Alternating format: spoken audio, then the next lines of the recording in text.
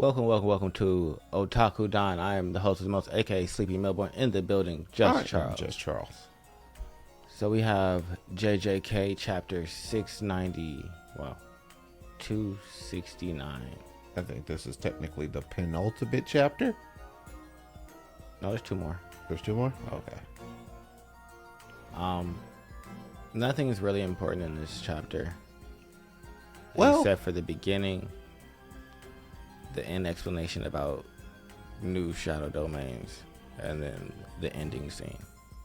we also get the explanation of what Rika was doing it with Yuta's body. Yeah, but that doesn't matter to me. I guess, I don't care how he survived. I was comfortable with, you leaving him alive. His body was there. It existed before, and so, someone doing reverse curse energy makes sense. Yeah, I mean, it just needs to be within the parameters of the given thing. So explaining how Yuta got back is because the big deal about the end of the last chapter was we were going to go see Yuta. We're going to go see Yuta. We're going to go see Yuta. And we got to pull Yuta's butt out the fire. And then it's just oh, well, this is what's going on. Oh, so Rika was using reverse curse technique to maintain Yuta's body. That's the reason why you can transplant yourself into Yuta's body, because we were operating based upon prior information. We were operating as if that his body was basically done at that point. Well, I guess in my thought process, they always had girl that was super reverse curse energy user. Yeah, but so she could have kept his body in stasis. So it didn't need to be Rika to me. I mean, but she was actually actively healing other people. Yeah, but I don't know what her technique is. I don't think she has a technique at all. Her entire thing is just the fact that she can use reverse cursed energy on other people. That's special enough. Yeah, but I feel like maybe she could use reverse curse technique. But I don't know. But I guess for me, that the reason it wasn't important because I never expected you to be dead. I mean, I didn't think he was. I didn't expect Tengen to be a person.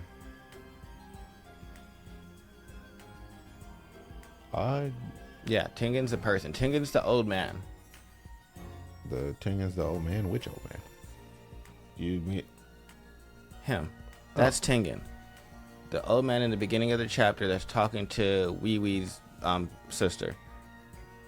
Oh. That's why that's the only thing that's important. That's what I went back down to read. I thought she was I thought that was the ultimate practitioner for New Shadow Style. Yes. So, long story short, she discovered that Tengen is the one that basically created the barrier techniques and everything. Yes, that is canonically true. Yes. So the new shadow barrier is a barrier technique. Yes. To shut out domains. Yes. He's the one that created that. Which makes sense. And then started propagating the binding vow that didn't allow other people to pass it on to other people. Yeah, and basically thus kept him alive, because the binding vow also forced you to sacrifice part of your life force. And so I think when the only thing I'm confused on is if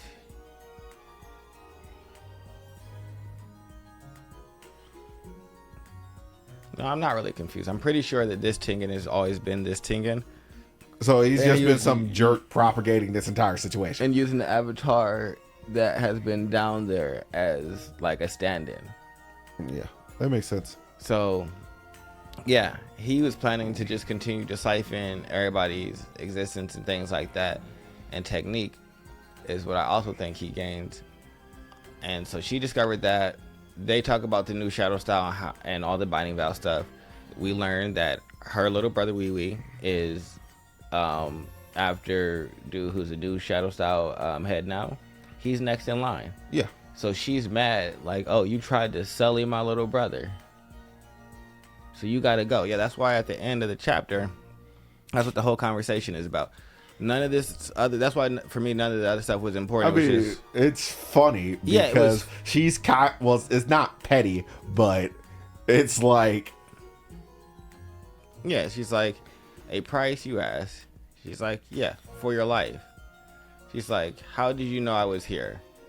That I'm the head. Hee hee. I just asked someone with the proper information. Gathering, no one should have that information. And you see all the crows. She's got crows everywhere. Gathering the disciples until your power rivaled that of the big three families. You wanted to take over the Jujutsu world, including ousting those higher ups, didn't you? Tengen.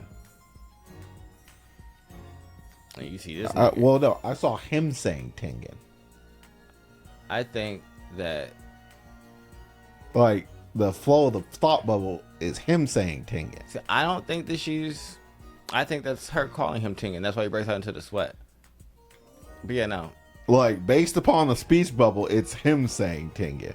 Now, whether or not that was cleaned up correctly, it could be incorrect.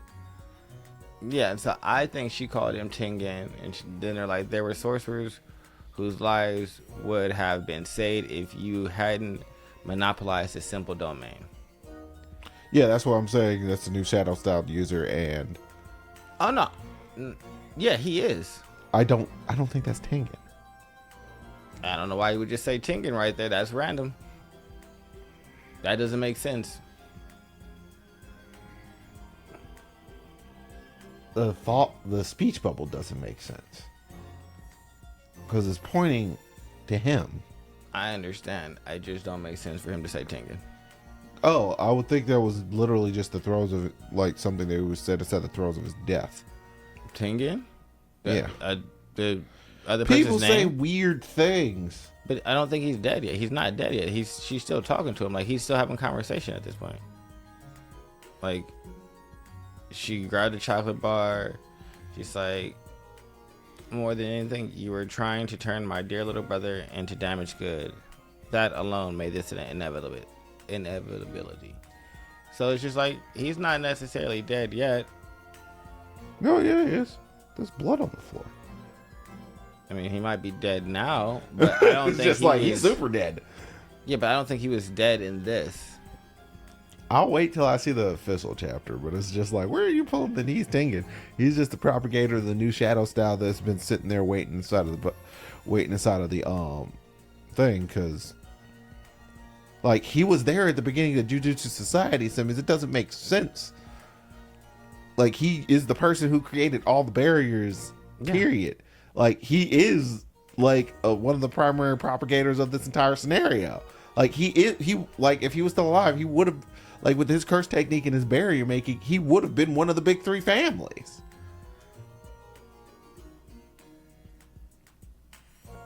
Nah, Tengen wasn't considered one of the big three.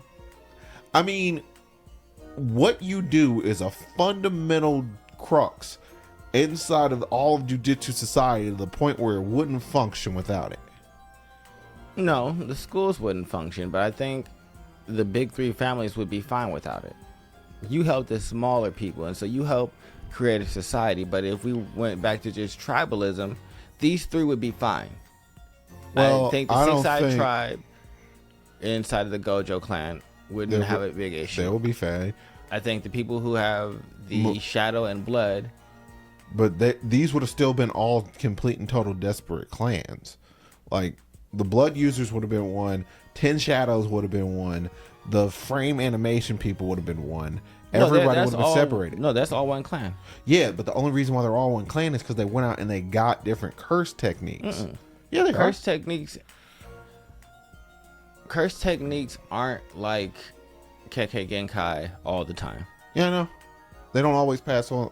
They don't always pass on linearly. But the thing about that particular clan is that they were willing to go out and pull other people into their family based upon whether or not they had a really good curse techniques. That means they could accumulate a bunch of good curse techniques inside their family.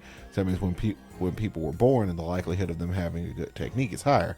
But they could have done that without the society being set up. People being born in war and conflict. You meet a woman that you think is powerful. You meet a guy that you think is powerful, and you invite them to join your family. Like, yeah, that's but without the societal propagation, and a central point of what these people gather is not like, yeah, you could do that it. That happened but all the time back in history. But you don't have the actual manpower to make it happen.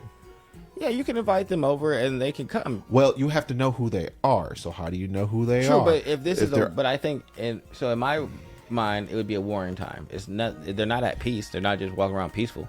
So you're at conflict, and so since you're at conflict, you're fighting the cursed spirits that aren't being kept at bay and things like that. So you're out here, and you are seeing other techniques and other people, and so that's when you see the people. And so no, it's not done at the same like high clip potentially, but that's what allowed that particular clan to flourish. But no, I think they were a big family, big three family before. I don't think that they became one in the modern era. I mean, well, I can't. The big three didn't exist at the beginning of the propagation of the Jujutsu era because they are a advent of they're advent of the system. Without the system, how there would be no big three. I don't know. I don't feel like that. I feel like they were at the beginning, but we don't know anything about the beginning. I mean, we don't know any real details about the beginning. Like, it's not like in Naruto where you get to go back and kind of have like real explanation of, oh, there was an Uchiha clan, there was a Senju clan, they were doing these things and rocking. I mean, but they literally explain how Megumi's family got pulled together. Like there was an explanation. Like if you have a good jujutsu technique, they pulled you in. Otherwise, they don't care about you. But that doesn't say, and I guess I interpreted that differently. It's like, because for me it doesn't say that they went out and found people. It's more of they discarded the ones that they didn't think were powerful enough to be a part of their clan. Like how they discarded Maki and her sister because twins are bad. How they discarded Toji because you don't have any curse technique. So I think that they were more so like weeding out who they thought was weak inside of their strong family. I don't necessarily, that's how I took it. I didn't take it, and seeing their action, I didn't take it as they were out like searching, because it was never like they saw someone that they thought was like, they never invited Nobara into the family. I mean, Nobara is kind of a fresh existence. Like, we act like we've known these people for a very long time. Jujutsu Kaisen takes over the course of maybe a year. But that's what I'm saying. I guess for me, like, she still has. I'm willing to say I don't know and go off of what the thing is instead of inputting information. Like, he didn't tell me that the big three didn't exist in the past. I mean, so to me, he said these are the big three families that have been around since the beginning of Jujutsu Society. Jujutsu Society is built around Tengen and his abilities to make these barriers. But I guess I didn't take that as the same thing either. I took that as the beginning of like modern Jujutsu Society, where things were like structured. I took Jujutsu Society to be, all right, when there started to be groups of people and families that practice these arts and combated, because like for me that's society. Like, it would have been back, there wouldn't have been, my thing about it is there wouldn't have been so many unknown demons running around. Like, all right, we had Sukuna. Where were the big three then? They didn't really exist. We had the dude who followed Sukuna, the lightning dude. Where were they then? Oh, he was the strongest person. They didn't exist then. Well, I don't think so. Tengen popped up, and then it was just kind of a, and then like, oh, well, now there's structure. Well, no, I feel like they did exist, because how did Sukuna know about 10 Shadows? 10 Shadow Styles? How did he know? He was literally everything that Yuji heard, he heard. So as Gojo explained 10 Shadow Style, he got a 10 Shadow Style explained to him. I feel like he knew more about, like, at least it felt like he had a better level. And then he literally fought Maharaga, and he's just like, I can use this. See, no, I feel like he always knew about Maharaga. I feel like he knew about. He definitely did. He was definitely surprised when that thing just rolled up, and it was just because you would have known what the hand technique was. I think he was surprised. He would have known from the beginning when he saw the hand seal. I don't think that he knew how to summon it. Just because you know about something doesn't mean that you know how to summon it. I think that he was familiar with. And also, if there's somebody who can summon something like that, there's no way Sukuna didn't seek it out and fight it. Like, his personality just precludes that not even being a thing. Well, he needs the person to get to that level to be able to summon it. It's just, he would have walked up and said, yo, summon this or I'll kill you.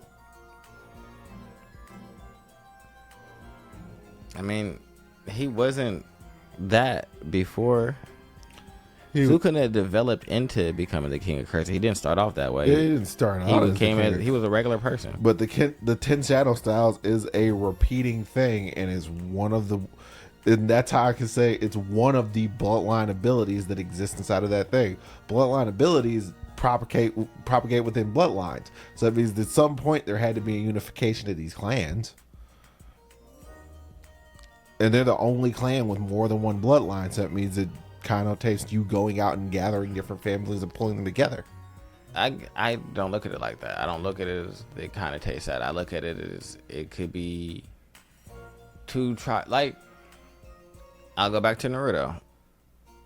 Before there was any of the great villages or anything like that, clans. The Uzumaki clan and the Senju clan linked up and joined, and then that's how you got the Saratobis.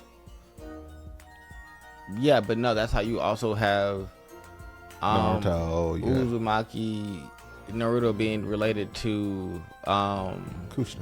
Yeah, that's where bloodline comes from. How Kushina is related to Tsunade, the grandmother of Tsunade, because of the great grandmother, her great grandmother. That's a real weird circumstance. The first Hokage's wife. The more I think about Naruto, the more I think like things don't actually make sense. Why? Because that means like Tsunade is Kushina's, like, that's her niece? Yeah, something like that. So like why was she all whatever. Yeah, so for me it's just like, it could be something like that. It could be a marriage of two strong families. Oh, we know you're strong, we're strong.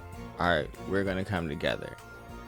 Things like that. So for me, it doesn't have to be like a time of freedom and them seeking people out. I mean, my thing about that is that's like one familial bond. So that means that has the possibility of yielding one, and that also connotates that you know that this is a bloodline ability.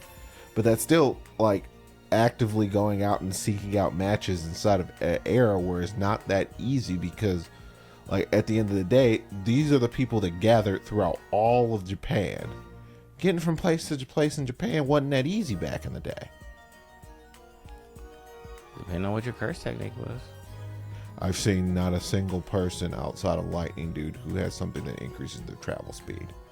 Boogie Woogie could teleport all kinds of different places. Boogie Woogie can only teleport things with cursed energy. True, but he could do like he did, put cursed energy into something and then throw it and then switch it. But that means you requires you the cursed energy to instill inside of that, the cursed energy to swap places, and then the cursed energy to instill into the next one. He'd run out real quick. I would put cursed energy in different items and put them on cars and let them just travel to different places. Now I have different areas I could go. But it also has to be within his ability to sense them. So that means there's still a limitation on how far you can go. Yeah, but I could make a daisy chain. I mean, yeah, you could make a daisy chain, but that still requires you to travel from point A to point B and also not be needed to exercise these goddamn horrible cursed creatures. Yeah. You're also a primary combatant, and that's not even a bloodline ability. That's just his. Yeah, but I guess for me, it's like, I don't think all the bloodline abilities were that. I guess I don't see them going out and looking and hunting people. I think that they accepted people that they thought were good, but I think it was mostly about them kicking out people inside their family. I think because that's how they seem. Like Maki slaughtered everybody. Yeah, mom, dad, everybody was a part of kicking me out. I mean, we treat it like what Maki did was a particularly good thing. It wasn't. It was good. No, it wasn't. Like, nobody was good in that scenario. No, it was good that Maki killed everybody. Like, there's no good people inside of this scenario. Maki's good. How so? You tried to kill me and my sister. I mean, That's what was happening. she was down to kill everybody to begin with. Like, No. Maki was out there for vengeance. No. I didn't get like this until It didn't get that bad until you threw us both into the pit, and then my sister made me a curse tool. before then. I was willing to try and prove to y'all as a family that I could do this and be dope. I just didn't have as much skill as Toji because I have a twin. Y'all didn't acknowledge Toji either, so it's not like it mattered if I was True. good as Toji. True, but I'm just saying, like, so she was never looking for Rev. She was trying to be accepted, and then they just like, nah, we're gonna kill you. And it's like, oh, okay, well, if murder is now on the table, then you all have to go. Because you tried to kill me, so I'm gonna kill you. I think that's fair. Can't kill me and then be like, oh, you were wrong. No. Y'all brought killing into the equation. Oh, Y'all just lost the killing button. I am absolutely sure if Maki saw baby, she would kick the shit out of that baby. Baby gotta go. And she didn't kill Megumi? Megumi was, well, she liked Megumi because Megumi was not a part of his clan. Megumi's part of the Gojo's clan. Everybody knows Megumi's a part of it. No, he's related to them. But in terms of familial obligations, his familial obligation is to Gojo. That's the reason why. That's part of the reason why they didn't like Gojo. It's just like, oh, somebody's a 10 Shadows user. Yeah. And I brought him with me. Why? Cause screw you guys. But This random dude who I killed didn't like you guys, and thus I don't like you guys. I don't have anything else for this chapter. Oh, fun discussion though. Make sure you guys like, subscribe, and do all the things. All right, bye-bye. Heal.